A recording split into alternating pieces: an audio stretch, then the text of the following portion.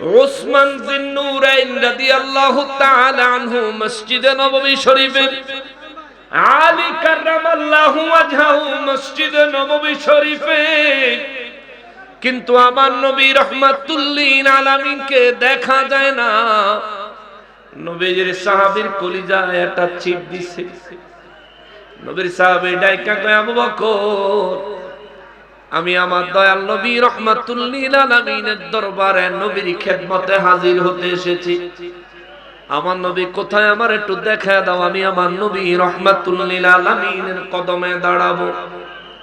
আবু বকর সিদ্দিক রাদিয়াল্লাহু তাআলা আনহু দুই চোখের পানি ছেড়ে দিলেন। দুই চোখের পানি ছেড়ে দিয়া আবু বকর সিদ্দিক রাদিয়াল্লাহু তাআলা আনহু বললেন, আপনি মেহেরবান, আমি এই বিষয়ের জবাব দিতে পারবো না। হযরত ওমর রাদিয়াল্লাহু তাআলা আনহুকে জিজ্ঞেস করলেন। ওমর রাদিয়াল্লাহু তাআলা আনহু শুধু কান্দে, কোনো জবাব দেয় না। উসমান রাদিয়াল্লাহু তাআলা আনহুকে জিজ্ঞেস করলেন। উসমান রাদিয়াল্লাহু তাআলা আনহু কোনো জবাব দেয় না। আলী রাদিয়াল্লাহু তাআলা আনহুকে যখন জিজ্ঞেস করলেন, আলী রাদিয়াল্লাহু তাআলা আনহু কাঁদতে কাঁদতে বললেন, সাহাবীরে, আমার এই দুই হাতে রাহমাতুল লিল আলামিনকে রওজা মোবারকে রেখেছি। সুবহানাল্লাহ। আপনাদের মনোযোগ শেষ, মনোযোগ শেষ। দেখছি খালি ঘুরে ঘুরে হেদিকে সান আইবো আইবো আইবো, আইয়া যখন পড়ছে স্টেজেও আইবো। একটু চাটা খাই আইক নাকি? না এখনই আইতো? একটু একটু দরকার আছে না? অনেক পরিশ্রম করে অনেক দূরত্বে জার্নি করে আইছে, তো একটু চা পানি খাইয়া তাই আইক। ভাই আইলেই আমি শেষ, ভাইয়ের বিষা লাগলেই আমার বিষা শেষ। একটু মনোযোগ দিয়া অল্প কিছুক্ষণ টাইম শোনেন। আসলে যেই কয় বছরই এই দরবারে আসলাম, আপনাদের আদব মোহাব্বত অনেক অনেক বেশি পরিমাণে পাইছি, অনেক ভালো লাগে। আপনারা অনেক বড় আশিক, অনেক প্রেম ভালোবাসা নিয়ে এই দরবারের অনুষ্ঠানটায় উরুসে আপনারা আসেন। কিন্তু একটা দুঃখ আছে আমার কলিজায়। এই দরবারের মুরিদানদের বিভিন্ন জায়গায় বিভিন্ন এলাকায় যখন মাহফিল করি, তখন যেরকম কলিজা ভরে শান্তি নিয়ে কোরআন থেকে আলোচনা করতে পারি, দরবারের উরুসের দিন কেন জানি এইভাবে হয় না। ইতিপূর্বে দুই চারটা মাহফিল, একটা মাহফিল অন্তত আপনাদের দরবারে যেই মুরিদের বাড়িতে করছি তারে জিজ্ঞেস করে দেখেন, আমার আলোচনাগুলো একটু ভিন্ন রকম হয়। যেমনি ভাবে বাতিলের জন্য বাস থাকে, তেমনি ভাবে ইমানদারের জন্য রূহের খোরাক থাকে। এটা আমি চেষ্টা করি। এরপরে আমরা চেষ্টা করি রব্বুল ইজ্জাতের ভয়ে চোখের পানি ছেড়ে নবীর মহাব্বত, ওলি আল্লাহর মহাব্বত, আল্লাহর কাছে নিজের জীবনের গুনাহ ক্ষমা চায়া যাতে বিদায় নিতে পারি, নবী ওলির মহাব্বত যাতে অন্তরে পয়দা করতে পারি, এইভাবে আলোচনাটা ফুটিয়ে তোলার চেষ্টা করি। কিন্তু এখানে আসলে কেন জানি এটা হয় না, জানি না। হয়তোবা এটাও আল্লাহ পাকের এক রহমত। সম্মানিত হাজিরিন, যে কথাটা বলছিলাম একটু মনোযোগ দিবেন। কিছু কথা বাড়িতে লয়ে যায়। আপনারা মাহফিলে আইসা জিকির আজকার কইরা অন্তরে প্রফুল্লতা শান্তি নিয়ে বাড়ি চলে যান। যাওয়ার পথে ওয়াহাবি ধরে একটা কথা জিগায়, কিন্তু জবাব দিতে পারেন না। কেন? কারণ ওয়াজে আইছেন, কোরআন হাদিস থেকে যেটুকু কথা হইছে একটাও মনোযোগ দিয়ে শুনেন না। একটা কথা যদি জীবনে একটা মাহফিল থেকে ব্রেনে গাইথা নিয়ে যাইতে পারতেন, আপনার জীবনে 50টা মাহফিল শুনলে 50টা দলিল যদি ব্রেনে নিয়ে বাড়ি যাইতে পারতেন, ওয়াহাবিকা ওয়াহাবির 14 গোষ্ঠী কবরেতে উঠাইলো আপনার লগে কুলাইতো না। কিন্তু আফসোস, আমরা আছি রং তামাশায়। প্রেম বিষে ধরছে গো যারে, ওরে কি করিব যায় তারের বিষে পরাণ যায়, প্রেম বিষে পরাণ যায় গো। খুশি হইলাম, বাড়ি চলে গেলাম। রাস্তা ওয়াবি ধরে জিগায় এটা কি, এই যে এতক্ষণ মাহফিলের ভিতরে এটা হুন্না হইলে এটা কিতা, এইটার কোনো জবাব আমাদের কারো কাছে নাই। কিন্তু একটা জিনিস, নেক নিয়ত আর বদ নিয়ত, কেউ যদি গানের নিয়তে এটারে কয় তার জন্য আল্লাহর ফয়সালা একরকম, কেউ যদি এই কথাটা ভালো নিয়তে জিকিরের মাঝখানে শের হিসাবে বলতে চায় তার জন্য আল্লাহর বিধান ভিন্ন রকম। ঠিক কিনা বলেন? তার জন্য ভিন্ন রকম। এখন এই কথাটা তো আমি জানি না, আমি যে কমু, আপনি তো জানেন না, আপনি যে কইবেন, আপনারা কইয়া দিল আপনাকে হুজুররা গান গায়, আপনারা গানের হুজুর, কিন্তু কিছু করার থাকে না। জিকির করেন হুজুর আইতাছে, আমি জিকির করি না, হুজুর না। যে কথাটা বলছিলাম রে বাবাজি, আল্লাহর ওলিদের দরবারে আসলেন, কেন আসলেন? এত কষ্ট করে রাত জেগে নিজের পকেটের পয়সা খরচ করে শীতের মধ্যে কনকনে শীত পোহায়া আল্লাহর ওলির দরবারে আসলেন। কেন আসলেন? অনেকে বলে ওলি আল্লাহদের দরবারে নিয়ত কইরা যাওন যাইতো না, নাউজুবিল্লাহ। ওই ভাইয়ের জন্য বলি, কুরআনুল কারীমে সূরা নিসার 64 নম্বর আয়াতে তাফসীর খুলবেন, শানে নজুল খুলবেন, তাফসীরের মধ্যে গেলে পাবেন আলা হযরত আজিমুল বরকত শাহ আহমদ রেজা খান ফাজিল বেরলভী রাহমাতুল্লাহ আলাইহি, তিনি এই ওয়াকিয়া ঘটনাটা আনছেন। নবীজির একজন সাহাবী গ্রামের থেকে আমার নবী রাহমাতুল লিল আলামিনের দরবারে এসেছেন নবীর সাথে দেখা করার জন্য। আবু বকর রাদিয়াল্লাহু আনহু জিজ্ঞেস করে নবী কই? আবু বকর রাদিয়াল্লাহু শুধু কান্দে কিন্তু জবাব দেয় না। ওমর রাদিয়াল্লাহু আনহু জিজ্ঞেস করে নবী কই? ওমর রাদিয়াল্লাহু কান্না করে শুধু কিন্তু জবাব দেয় না। ওসমান রাদিয়াল্লাহু কান্দে জবাব দেয় না। আলী রাদিয়াল্লাহু তাআলা আনহুরে কয় আমার নবী রাহমাতুল লিল আলামিন কই? আলী রাদিয়াল্লাহু দুই চোখের পানি ছাড়ে আর কয় আমি আমার এই দুই হাতে আমার নবী রাহমাতুল লিল আলামিনকে তার রওজা মোবারকে রেখেছি। এই কথা শুনে সাহাবী বুঝা ফলাইছে, আহারে আমার নবী রাহমাতুল লিল আলামিন ইন্তেকাল করেছেন। এই জন্যই সাহাবী দৌড়ায়া আমার নূর নবীজির রওজা মোবারকের কাছে যায়া রওজা মোবারক জড়ায় দইরা রওজা মোবারকের মাটি নিয়া ধুলি নিয়া চেহারায় মাখে, বুকে মাখে, দুই চোখের পানি ছাড়ে আর কাঁদে, নবী গো আল্লাহ কোরআনুল কারীমে বলেছেন আমরা গুনাহ করার পরে আপনার দরবারে যেন আসি, আমরা গুনাহ করার পরে আপনার দরবারে আইসা যেন ফাস্তাগফিরুল্লাহ, আল্লাহর কাছে আমরা যেন ক্ষমা চাই, ওয়াস্তাগফার লাহুমুর রাসূলা, আর আমরা আল্লাহর কাছে ক্ষমা চাইলে আপনি নবী যদি আল্লাহর কাছে আমাদের জন্য সুপারিশ করেন, আল্লাহ বলেছেন লাওয়াজাদুল্লাহ তাওয়াবার রহিমা, হুজুর যে ব্যক্তি নিজের গুনাহ মাফের জন্য আপনি নবীর দরবারে আগমন করবে,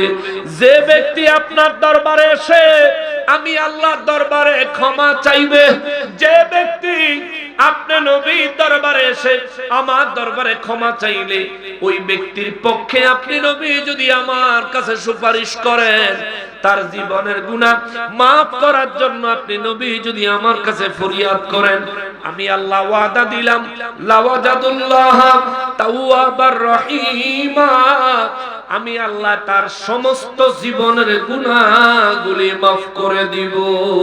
সুবহানাল্লাহ, সমস্ত জীবনের গুনাহ maaf করে দিব। নবীর সাহাবী এই কথা বলে আর কান্দে, নবীজির রওজা মোবারকের মাটি চেহারায় লাগায়। আবু বকর রাদিয়াল্লাহু তাকায় রইছে, বেদাত কয় না, শিরক কয় না, হারাম কয় না। ওমর রাদিয়াল্লাহু তাকায় রইছে, সবাই একত্রে কান্না করতেছে। আমার নূর নবী রাহমাতুল লিল আলামিনের সাহাবী নবীজির রওজা মোবারক থেকে মাটি চেহারায় আর বুকে লাগায় আর কাঁদতেছে। নবীর সাহাবী ওমর রাদিয়াল্লাহু বেদাত শিরক কয় নাই, ওসমান রাদিয়াল্লাহু বেদাত শিরক কয় নাই। নবীজি যে ইলমের শহর ওই আলেমের শহরের দরজা হযরতে আলী, ওই আলী রাদিয়াল্লাহু তাআলা আনহু তাকায়া রইছেন। আলী রাদিয়াল্লাহু তাআলা আনহু সেদিন কিছু বলেন নাই, সবাই তাকিয়ে আছেন। আর আমার নবীর এই সাহাবী, নবীর রওজা মোবারক জড়ায়া ধরে ধরে কান্দে, চোখে মুখে বুকে নবীজি রওজা মোবারকের মাটি মোবারক মাসহ করে। কিছুক্ষণ পরে রওজা মোবারক থেকে আমার নবী আওয়াজ দিয়া বলে, সাহাবীরে আর কান্না করা লাগবে না, আমার আল্লাহ তোর জীবনের গুনাহ মাফ করে দিছে। আল্লাহু আকবার। এখান থেকে কয়টা মাসালা লয়া যান। আরে আপনারা কেন ডিস্টার্ব করেন? আরে বাবা পিছে যা, পিছে যা, তুমি আরো পিছে যাও বাবা, আর একটু পিছনে যাও। হ্যাঁ হ্যাঁ হ্যাঁ, এরা অনেক কষ্ট করে এসে আবার মাটিতে বইছে। এর মধ্যে যদি হেরা যদি একটু না দেখতে পারে কলজাটা ঠান্ডা হইতো না, বুঝছো নে? এর লেগে অতএব একবার একটু সুযোগ দিও। হ্যাঁ, একটু সুযোগ দিও। এখান থেকে তিনটা মাসআলা নিয়ে যান। যারা ওলি আল্লাহদের দরবারে নিয়ত করে যাওয়াকে শিরক বলে, নবীর সাহাবী নবীর দরবারে আইছে কি নিয়ত কইরা না নিয়ত ছাড়া? তার মানে নবীর দরবারে, আল্লাহর ওলিদের দরবারে, ওরাসাতুল আম্বিয়া যাদেরকে নবী বলেছেন, তাদের দরবারে নিয়ত কইরা যাওয়া বেদাত নয়, শিরক নয়, এটাই সুন্নতে সাহাবা। দুই নাম্বার, ওলি আল্লাহদের দরবারে গিয়া আমরা সালাম করি না? ওলি আল্লাহর দরবারে গিয়া সালাম করা, সেখানকার ধুলিবালি বরকতের জন্য চোখে মুখে বুকে মাসহ করা, এটাও বিদআত নয়, শিরক নয়, বরং এটা সুন্নতে সাহাবা। জোরে কোন সুবহানাল্লাহ। এটা সুন্নাত না বিদআত? এটা কি? জোরে বলেন। ওয়াহাবীরা কান পর্যন্ত পৌঁছায় দেন, এটা কি? সুন্নাত, কোন সন্দেহ? তিন নাম্বার, ওলি আল্লাহদের দরবারে গিয়া আল্লাহর কাছে রহমত চাইলে রহমত পাওয়া যায়। জোরে কোন সুবহানাল্লাহ। নবীর দরবারে নবীর সাহাবী গেছেন, যা কানছেন, ইয়া রাসূলুল্লাহ, আল্লাহর কাছে কান্দে নাই। বুঝবেন, এখানে আবার এই কথা বললে অনেকে শিরকের ফতোয়া লাগাইবে। আরে ভাই, আল্লাহরে বাদ দিছে এই কথা বুঝাই নাই, বুঝাইতে চাইছি কোরআনে যে আল্লাহ বলছেন সূরা নিসার 64 নম্বর আয়াতে, গুনাহ করলে নবীর দরবারে যাইও, আমার কাছে ক্ষমা চাইও, আমার হাবিব তোমার পক্ষে সুপারিশ করলে আমি তোমার জীবনের গুনাহ মাফ করে দিব। সুবহান। ওই আল্লাহর হুকুম মোতাবেক নবীর সাহাবী আমল করছেন।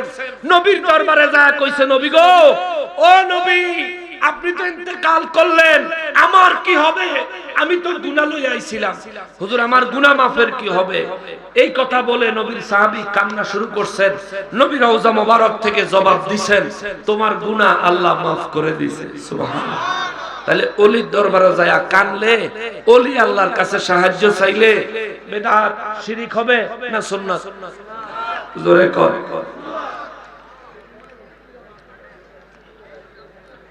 এরকম পাঁচটা মাহফিল যদি এরকম মাইক দিয়া করন যায়, তাইলে আর এই সিজনে ওয়াজ করন লাগতো না।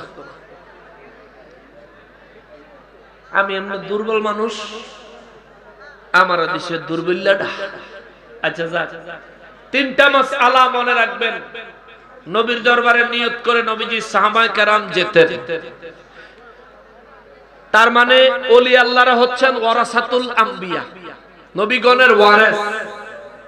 আমাদের গুনাহ আসেনি? কথা কন না কা? আমাদের গুনাহ আসেনি? আমরা কি সবাই নবীজির দরবারে যাইতে পারছি? তাইলে আমাদের জীবনের গুনার কি হবে? আল্লাহ তো কইছে গুনাহ করলে নবীর দরবারে যাইতাম, নবীর দরবারে গিয়া ক্ষমা চাইতাম। নবী যদি সুপারিশ করে মাফ করবেন কে? জোরে বলেন না কে? একটা ইম্পর্টেন্ট বিষয়, চিকন রাস্তা শিক্ষা লইয়া যায়। জীবনে তো গুনাহ করছি, আমিও করছি, আপনারাও করছেন। আমাদের গুনার ক্ষমা পাওয়া দরকার আছে না নাই? কিন্তু যারা নবীর দরবারে যাইতে পারলাম না, আমরা কি উপায় হইব? কারণ আল্লাহ তো কইছে গুনাহ করলে নবীর দরবারে যায় মাফ চাইতাম। সাহাবায়ে কেরাম বলেন, নবী গো, ও রাহমাতুল লিল আলামিন, একটা বিষয় জানতে বড় ইচ্ছা করে গো নবীজি। আমার নবী রাহমাতুল লিল আলামিন বলেন, কি জানতে চাও রে সাহাবীরা? বলে, হুজুর, আপনি নবীর ইন্তেকাল মোবারকের পরে পৃথিবীর আনাচে কানাচে বিভিন্ন জায়গায় আপনার উম্মত যারা থাকবে, তারা নিজেদের গুনাহ মাফ পাওয়ার জন্য কোন পন্থা কোন পদ্ধতি অবলম্বন করবে? আমার নবী রাহমাতুল লিল আলামিন বলেন, ইন্নাল উলামা ওয়ারাসাতুল আম্বিয়া। আলিমদেরকে যারা ইলম অনুযায়ী আমল করে কামেলে মুকাম্মেল হয়েছে, আমার নবী বলেন তাদেরকে নবীগণের ওয়ারেস আমি নবী বানায়া দিলাম। সুবহানাল্লাহ, নবীগণের ওয়ারেস। এবার বুঝছেন, আপনার সন্তান আপনার সম্পত্তির ওয়ারেস। আপনি যখন ইন্তেকাল করবেন, আপনার ঋণের টাকা কি কবরও চাইব? আপনার ওয়ারিসের সম্পদের মালিক যারা, আপনার ছেলের কাছে চাইবো, ছেলেদের কাছে চাইবো, ঠিক না? ছেলেদের কাছে, কারণ তারা ওয়ারিসের সম্পদের মালিক। নবী কয় নবীগণের ওয়ারিস হলো ওলি আল্লাহরা, নবীগণের ওয়ারিস হলো হক্কানি রব্বানি আলেমেরা। যেই আলেম ইলম অনুযায়ী আমল করে আল্লাহর প্রিয় কামেল হয়ে গেছে, যেমন হযরত আবু বকর সিদ্দিক রাদিয়াল্লাহু তাআলা আনহু।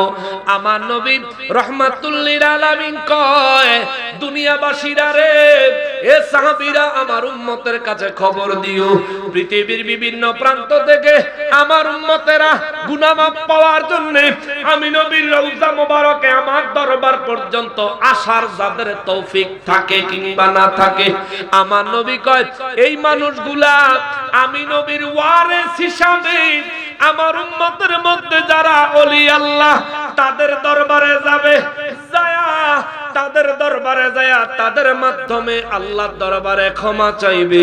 আমি নবীও তাদের সঙ্গে আল্লাহর দরবারে সুপারিশ করব, আর আমার উম্মতের গুনাহ আমার আল্লাহ মাফ করে দিবে। আরো জোরে কন্যা সুবহানাল্লাহ। এখন দেখবেন কালকা ওয়াহাবিরা কইব, নকশবন্দি যে কইলো আল্লাহ ওলি আল্লাহদের কাছে যায়া মাফ চাইলে নবী সুপারিশ করব, নবী সুপারিশ করলে আল্লাহ মাফ করব। এই আয়াতে তো ওলি আল্লাহর কথা নাই। ফেস ধরেন না, আছে না? কইব এই আয়াতে সূরা নিসার 64 নম্বর আয়াতে তো ওলি আল্লাহর কথা নাই। আমি তারে বলবো, ভাই যদি বুঝতে চাও বুঝাইমু, যদি দুশমনি করতে চাও দাঁত ভাঙা জবাব দিমু। বুঝতে চাইলে বুঝাইমু, একবার না হাজারবার, হাজারবার না লক্ষবার, কোটিবার, যতবার বুঝতে চাইবি ততবার বুঝাইমু। শোনো, আমি ওলি আল্লাহর কথা কেন আনলাম? এক নম্বরে হলো নবী বলছেন ইন্নাল উলামা ওয়ারাসাতুল আম্বিয়া, আলেমরা হলো নবীগণের ওয়ারিস। কোন আলেম? আমার মতন আলেম না, না না, আমার মতন আলেম না। যে আলেম সওয়াবের কামও করি, গুনার কামও করি, যে আলেম দুনিয়ায় বিপদে পড়লে বেদিশা হয়ে যায়, পাগল পারা হয়ে যায়, এই আলেম না। আমার নবী আলেম বলতে বুঝাইছেন ওলি আল্লাহদেরকে। জোরে কন্যা সুবহানাল্লাহ। কেন?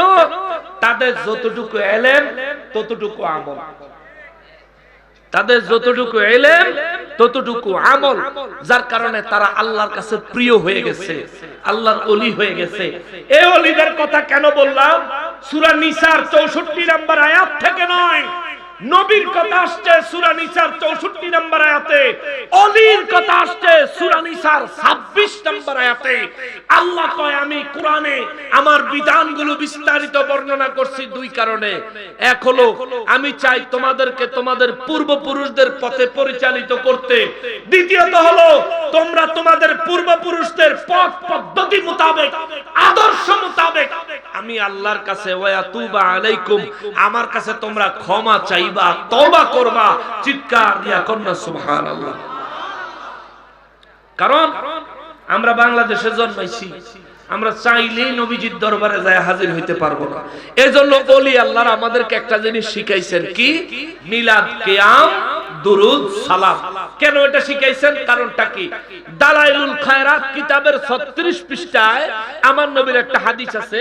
হযরতে আব্দুল্লাহ ইবনে আব্বাস রাদিয়াল্লাহু তাআলা আনহু বলেন, নবী গো, ও দয়াল নবীজি, পৃথিবীর বিভিন্ন প্রান্ত থেকে আপনার উম্মতেরা, আমাদের মুসলমান ভাইয়েরা যখন আপনার জন্য দুরুদ ও সালাম পাঠায় কিংবা পাঠাবে আপনার ইন্তেকাল মোবারকের পরে, ইয়া রাসূলুল্লাহ, তাদের দুরুদ ও সালামগুলো আপনি নবীর দরবারে কিভাবে পৌঁছাবে, আপনি কিভাবে এই দুরুদ ও সালামগুলো পাবেন?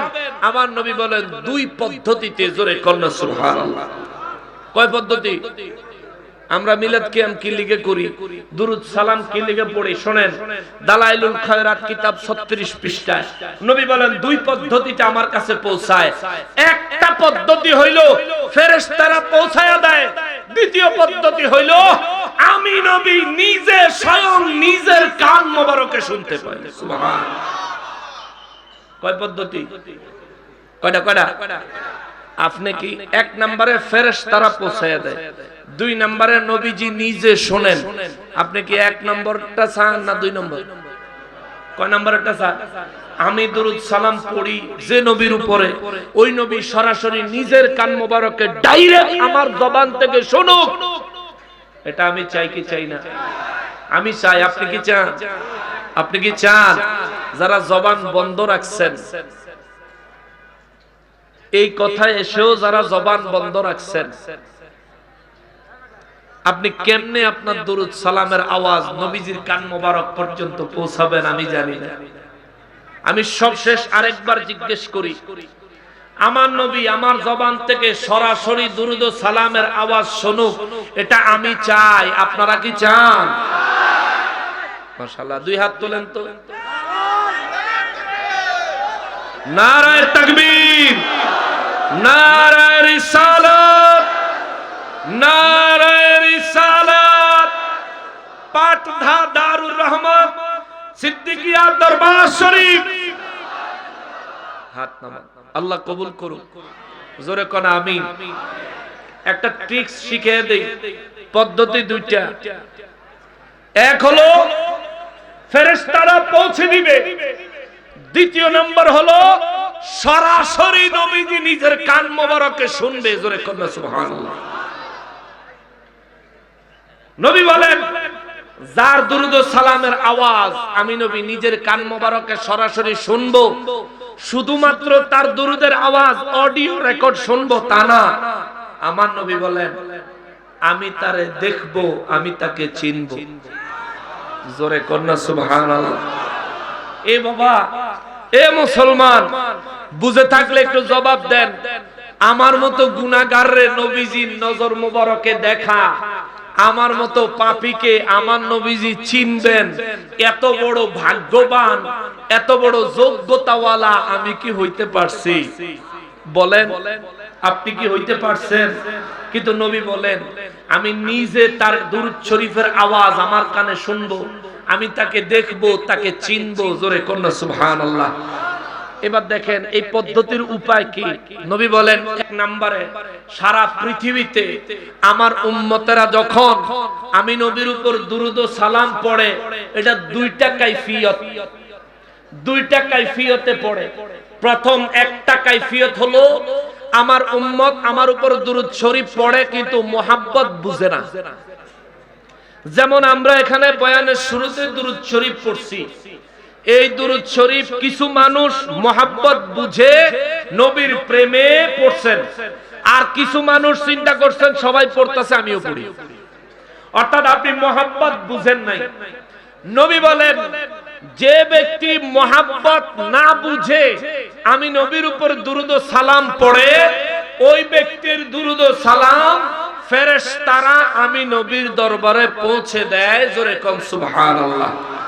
আর যে ব্যক্তি আমি নবীর প্রেম মোহাব্বত নিয়া আমি নবীর উপর দুরূদ ও সালাম পড়ে, আমার নবী বলেন আমার ওই উম্মতকে আমি দেখি, আমি তাকে চিনি, তার দুরূদ ও সালামের আওয়াজ সরাসরি আমি নবী আমার নিজের কান মোবারকে শুনতে পাই। সুবহানাল্লাহ। নবীজি রাহমাতুল লিল আলামিন বলেন আমি নবীর মহব্বত সহ পড়নেওয়ালা দুরুদ পড়া উম্মতের দুরুদ গুলি আমি নবী রাহমাতুল লিল আলামিন আমার কাছে জমা করে রাখি। সুবহানাল্লাহ, জমা করে রাখি। নবী বলেন হাসরের ময়দানে আমার গুনাহগার উম্মত যখন মিজানে যায় নিজের জীবনের ইবাদতের পরিমাণ, নেক আমলের পরিমাণ যখন কম হয়ে যাবে, গুনাহের পরিমাণ যখন বেশি হয়ে যাবে, আমি নবী আমার মহব্বতওয়ালা উম্মতের দুরুদ ও সালামগুলি আমার পকেট থেকে কাগজের টুকরার মতো দেখতে আমার উম্মতের নেকের পাল্লায় আমি রেখে দিব। আর আমার উম্মতের নেকের পাল্লা সারা জীবনের গুনার চাইতেও বেশি ভারী হয়ে যাবে। সুবহানাল্লাহ। এই হাদিসটা আনলাম কারণ আছে। আল্লাহ বলছে গুনাহ করলে নবীর দরবারে যাও। কেন?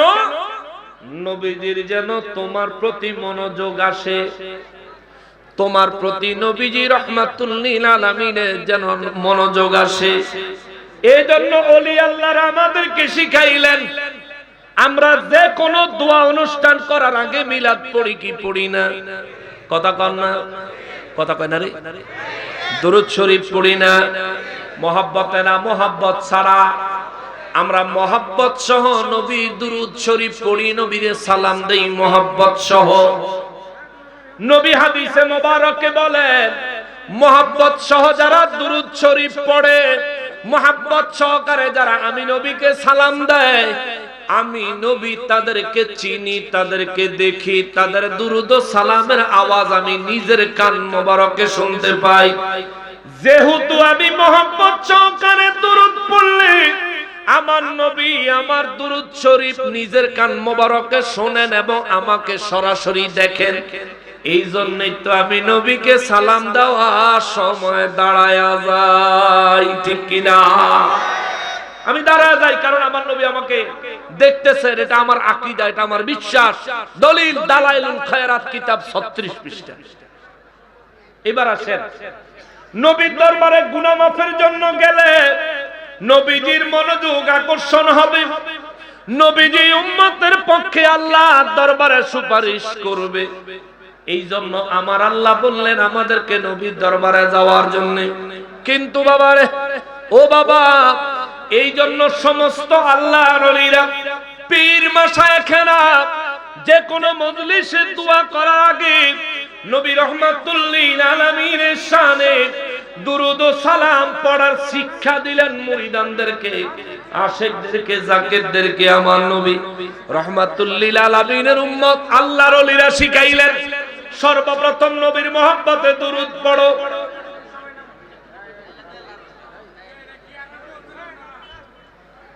কি তো হইছে?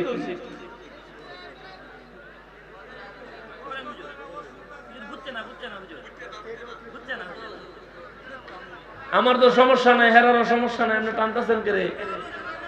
থাক, এমনি তো পয়লা 93 রিসে কারো অভিযোগ নাই। আর থাক না, আচ্ছা থাক থাক না। ভাবছে যে তারারে আরো সুবিধা করে দিব, অনেক বেশি সুবিধা যে বড় অসুবিধা, সেটা বুঝছে না। বেশি সুবিধা করতে গেলে কিন্তু বড় অসুবিধা হয়ে যায়। নারায়ে তাকবীর। তাইরি হুজুরের আগমন,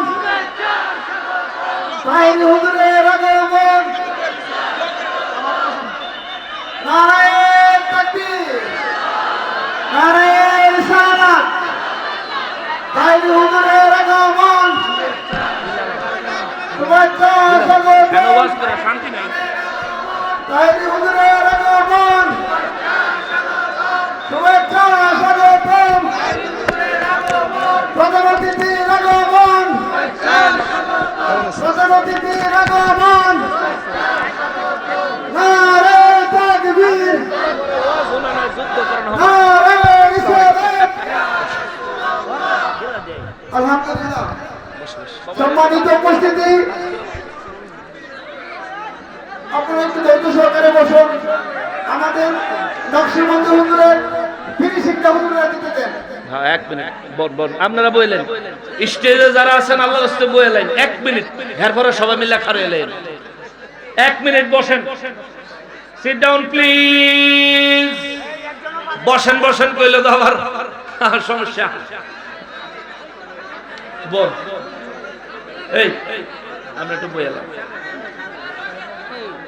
এবার ফিনিশিং এ আসি। কথা হলো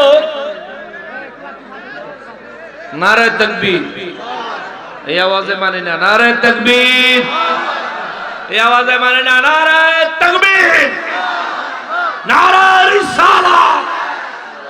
ওয়াবিরার কোল যারা কাফাইলিতি ওয়াবিরারে বলে কইছে আমি আর আপনি আইলে বলে সমস্যা।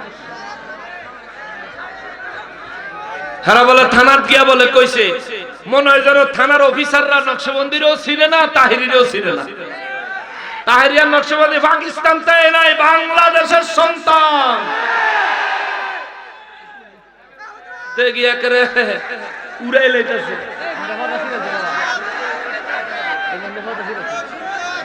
ওরে নাই কোন বন্ধু গো, নাই দরদি নাই, কঠিন দিনে আমার নবীজি বিনে।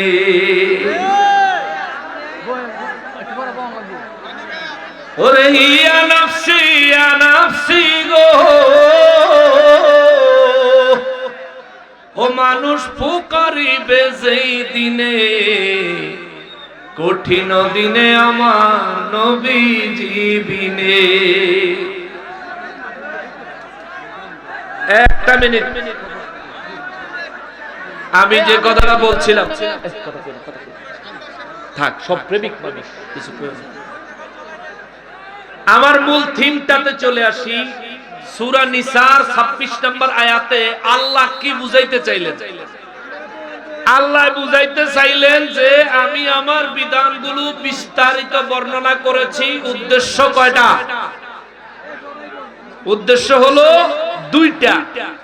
প্রথম উদ্দেশ্য হলো তোমরা তোমাদের পূর্বপুরুষদের আদর্শ মোতাবেক হেদায়েতের পথ ধারণ করবে। দ্বিতীয় নম্বরের উদ্দেশ্য হলো তোমরা আমি আল্লাহর দরবারে তওবা করবে। এখন ওলি আল্লাহরা হিসাব মিলায়া দেখে, একই সূরা 64 নম্বর আয়াতে আল্লাহ কয় গুনাহ করলে নবীর দরবারে যাও। ওলি আল্লাহরা চিন্তা করছে যে আমাদের কাছে আসলে সর্বপ্রথম নবীজির মনোযোগ এই গুনাহগার উম্মতের দিকে আকর্ষণ করতে হবে, তারপরে তার লাগা ক্ষমা চাইলে নবীজি সুপারিশ করার আশা করা যায়। এজন্য ওলি আল্লাহরা আমাদেরকে মিলাদ, কিয়াম, দুরুদ, সালাম, জিকির, আজকার শিখাইছেন।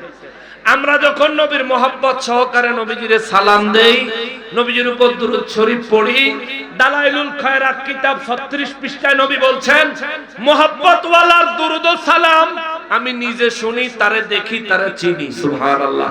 এজন্য ওলিরা শিখাইছেন আমরা মহব্বত সহকারে দুরূদ সালাম পড়লে নবীজির মনোযোগ আকর্ষণ হয়। এরপরে আল্লাহর কাছে আমরা যখন ক্ষমা চাই, নবীজি স্পেশালি উম্মতের পক্ষে আল্লাহর দরবারে ক্ষমা চায়। এইজন্য সূরা নিসার 64 নম্বর আয়াতে নবীর দরবারে যাওয়ার কথা আল্লাহ বলছেন। আর 26 নম্বর আয়াতের শেষের অংশে আল্লাহ কয় ওলিদের আদর্শ মোতাবেক তোমরা নিজেদের জীবনের গুনাহগুলো তওবা করলে আল্লাহ কয় আমি তোমাদের জিন্দেগীর तमाम গুনাহগুলো maaf করে দিব। সুবহানাল্লাহ। অতএব গুনাহ maaf পাওয়ার জন্য ওলি আল্লাহদের পদ্ধতি আল্লাহ পাকের দেওয়া বিধান মোতাবেক অবলম্বন করতে হবে। তবে সব শেষে এই সম্মেলন থেকে আপনাদেরকে একটা কথা বলে যাই, আমরা সুন্নি মুসলমান, আমরা কি শান্তি প্রিয় না অশান্তি? আমরা কি শান্তি না অশান্তি? শান্তি। আমরা কি জঙ্গি? বলেন জঙ্গি? এই পর্যন্ত আমরা কখনোই জঙ্গি হামলার সঙ্গে, রাষ্ট্রবিরোধী কোন কাজের সঙ্গে, রাষ্ট্রের ক্ষতি করার মতো, রাজধানীতে গাছ কাটা, কোরআনের দোকানে আগুন দেওয়া, ওলি আল্লাহদের দরবারে হামলা করা, সাধারণ মানুষের উপর রাত বিরাতে হামলা করা, আলেমদের গাড়ি ভাঙচুর করার মতো জঘন্য অপরাধ সুন্নিরা কোনোদিন করে নাই।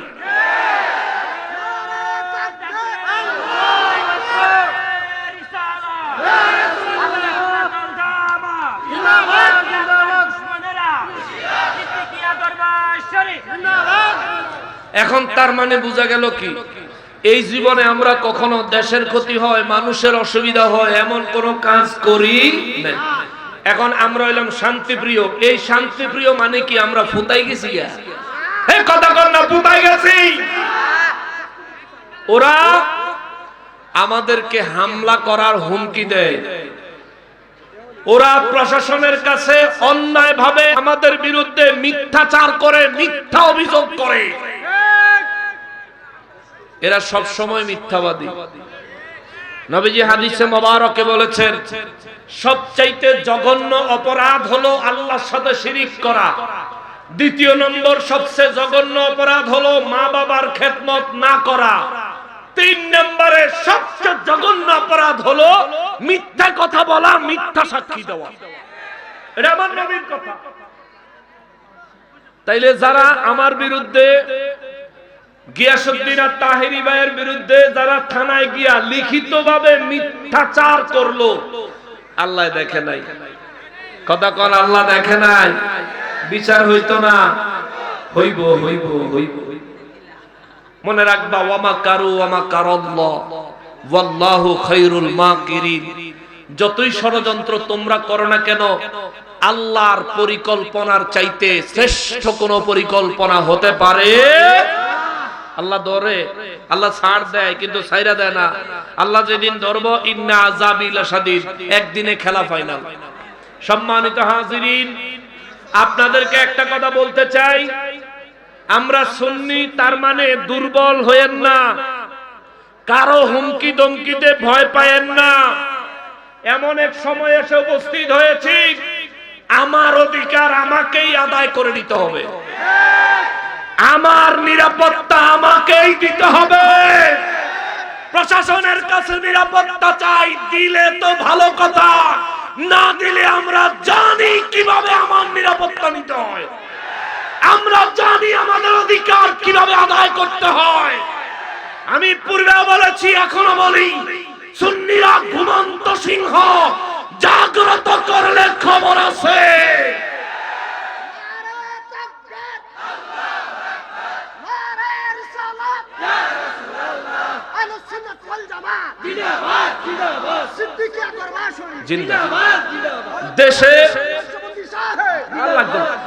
দেশে কোন জায়গায় যদি আল্লাহর ওলির কোন দরবারে হামলা হয়েছে কিংবা হবে, এমন কোন পরিস্থিতি যদি দেখেন, জীবন দিতে প্রস্তুত আছেন?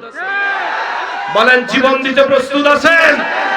যেখানে আল্লাহর ওলির দরবারে হামলা হবে, যে হামলা করবে তার 12টা বাজায় দিতে হবে, যে হামলা করবে তার হাত পা ভেঙে গুড়িয়ে দিতে হবে, যে আল্লাহর ওলির দরবারে হাত দিবে তার হাত ভেঙে জায়গা মতো ঢুকিয়ে দিতে হবে।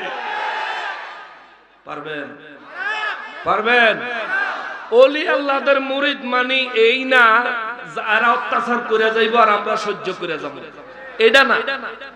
ওলি আল্লাহর মুরিদ, ওলি আল্লাহর পীর আউলিয়া কেরামের অনুসারীর মানে হচ্ছে জিহাদের সময় জান দিয়া জিহাদ করব, ভালোবাসার সময় কলিজা কাইটা খাওয়াবো। এমন হইতেইব, এমন হইতেইব। সাহস কত বড় রোহিঙ্গার ঘরে রোহিঙ্গা গো, কত বড় সাহস! এই দেশে ইসলাম আনলো শাহজালাল বাবায়, শাহপরান বাবায়, শাহপরান বাবার দরবারে হামলা করার পর এখনো তারা আস্ত আছে। আমরা প্রশাসনের উপর এখনো আস্থা রাখি বিদায়, যেদিন আস্থা হারাবো সেদিন একটার অস্তিত্ব থাকবে না।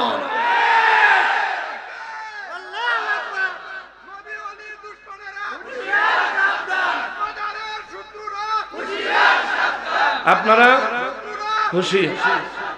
আমি যদি মইরা যাই, আমার যদি পুলিশে গ্রেফতার করে নিয়ে যায়, কিংবা ক্রস ফায়ারে যদি মেরে লায়, কিংবা কোন ওয়াহাবি রাস্তায় হামলা করে আমারে যদি শেষ করে দেয়, ওলি আল্লাহদের দরবারগুলো নিরাপত্তা দেওয়ার জন্য আপনারা কি জান বাজি রাখতে পারবেন? আসলে পারবেন? আমি যদি বাচ্চা থাকি, নাকের আগায় যদি শুধু নিঃশ্বাস থাকে, যদি আহত হয়ে হুইল চেয়ারে বসে থাকি, আল্লাহর কসম করে বলি, ওলি আল্লাহর দরবারের জন্য, হক প্রতিষ্ঠার জন্য হুইল চেয়ারে করে হলেও আমি পারবেন? হাজির হতে পারবেন? এই দেশের ওয়াহাবিদেরকে নারায়ে রিসালাতের স্লোগান দিলেই তো ওরা বইলা জায়গা, এর মধ্যে তারা এত বড় সাহস পায় কোত্থেকে? এত বড় সাহস পায় কোত্থেকে? প্রশাসনের ভাইদেরকে বলি, এ হাসানুর রহমান হুসাইন নকশবন্দির ইতিহাস খুঁজবেন, ইন্টেলিজেন্সের মাধ্যমে আমাদের বিষয়ে গোয়েন্দা রিপোর্ট দিবেন। আমরা কখনোই উগ্র না, আমরা দেশের ক্ষতি করি না, আমরা মানুষের ক্ষতি করি না, ঠিক কিনা বলেন? আমরা কোরআন সুন্নাহ মতো ওলি আল্লাহদের দেখানো পথ পদ্ধতি মোতাবেক মানুষদেরকে তাসাউফের পথে ডাকি, মানুষদেরকে নবীর প্রেমের পথে ডাকি, মানুষদেরকে শান্তির দিকে ডাকি, ঠিক কিনা বলেন? এটা যদি কারো অশান্তির কারণ হয়, প্রশাসনের ভাইদের কাছে আমরা একটা বিষয় রাখতে চাই, এদেরকে ভুলে যায়েন না, হলি অর্টিজানের হামলা এরাই করছে, রাজধানীতে গাছগুলো এরাই কাটছে, কোরআন শরীফের দোকানে এরাই আগুন দিছে, কয়দিন আগে মুর্শিদপুরে জুমা মসজিদ আগুন দিয়ে জ্বালায় দিছে। জুমা মসজিদ 5 ওয়াক্ত নামাজ হয়, জুমা মসজিদ ফকিন্নির পোলারা কয় হেন বলে শিরক বিদআত হয়, অথচ পুরা দরবারের ভিতরে মাজার তো দূরে থাক, একটা সাধারণ মানুষের কবরও নাই। আমি নিজে সেখানে গেছি, আমি নিজে গেছি, মাজার তো দূরে থাক, একটা সাধারণ মানুষের কবরও সেখানে নাই। ওলি আল্লাহর দরবারে হামলা করলো, হারা শিরক বিদআত উৎখাত করে কেমনে? ইমাম সাহেব তালতলা মসজিদের ইমাম হাবিবুল্লাহ বালিশ আর তরকারি চুরি কইরা শিরক বিদআত উৎখাত করে। শিরক বিদআত উৎখাতের মানে হলো তরকারি চোর, শিরক বিদআত উৎখাতকারীদের মানে হলো বালিশ চোর, শিরক বিদআত উৎখাতকারীর মানে হলো ছাগল চোর, গরু চোর, মহিষ চোর। আমি না কথা কইতাছি, তোরে কিন্তু দিমু সব।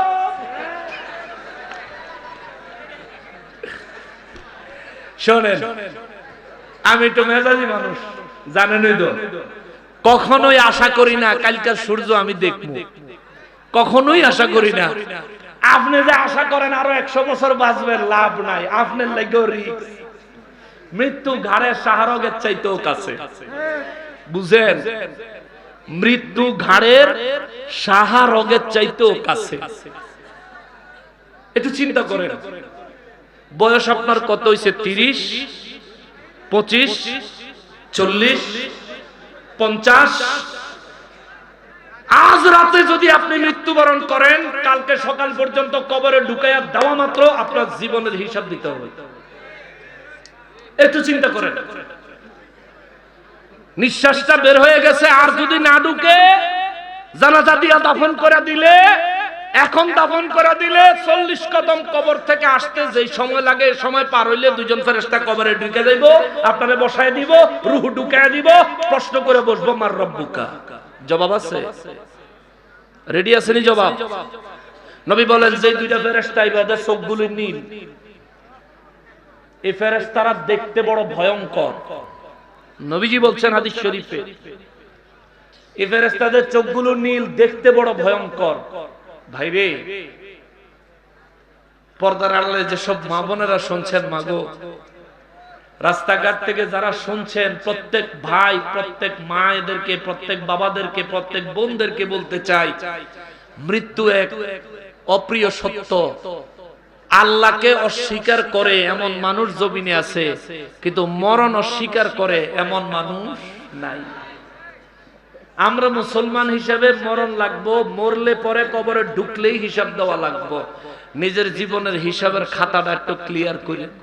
এই জন্য আল্লাহ সূরা হাশরের 18 নম্বর আয়াতে কয়, ইয়া আইয়ুহাল্লাযীনা আমানুত্তাকুল্লাহ, হে ঈমানদার তোমরা আমি আল্লাহকে ভয় করো, ওয়াল তানজুর নাফসুম মা কদ্দামাত লিগাদ, প্রত্যেকটা নফসকে, প্রত্যেকটা আত্মাকে, প্রত্যেকটা ব্যক্তির চিন্তা করা উচিত আগামীকাল কবরের জন্য, আগামীকাল মানে হাশরের জন্য সে কি পাঠাইছে। সুবহানাল্লাহ, কি পাঠাইছে?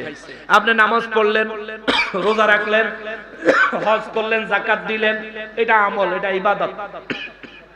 এটা আপনার কদ্দুর উপকার করবে? এক সাহাবী কয়, হুজুর কিয়ামত কবে হবে? নবী বলেন, হ্যাঁ মাশাআল্লাহ, দিচ্ছি, শেষ শেষ শেষ তো। নারায়ে তাকবীর, নারায়ে রিসালাত, নারায়ে রিসালাত। মরণের চিন্তা করেন, কবরের চিন্তা করেন। আমার কথা বলার ইচ্ছাও নাই, সুযোগও নাই। ও এটা দাওয়াত দিতে বলছে, আপনারা দিয়ে দেন। ধরেন, দোয়া করেন, দোয়া করবেন না কষ্ট পাইছেন বলে তাইর হিসাবে বসাই আপনি কথা বলছেন, আমরা কষ্ট পাইছি। ভাই আপনি কি কষ্ট পাইছেন? তাইরি ভাই কইতেছে যে প্রশ্নই আসে না কষ্ট পাওয়ার। তাই যেহেতু ভাইয়ের আমার উপর অভিযোগ নাই, আমারও ভাইয়ের উপর অভিযোগ নাই, আপনারা কি অভিযোগ করবেন? যাক মাশাআল্লাহ, ওমা তৌফিক ইল্লা বিল্লাহ। দোয়া করবেন। আসসালামু আলাইকুম ওয়া রাহমাতুল্লাহি ওয়া বারাকাতুহু।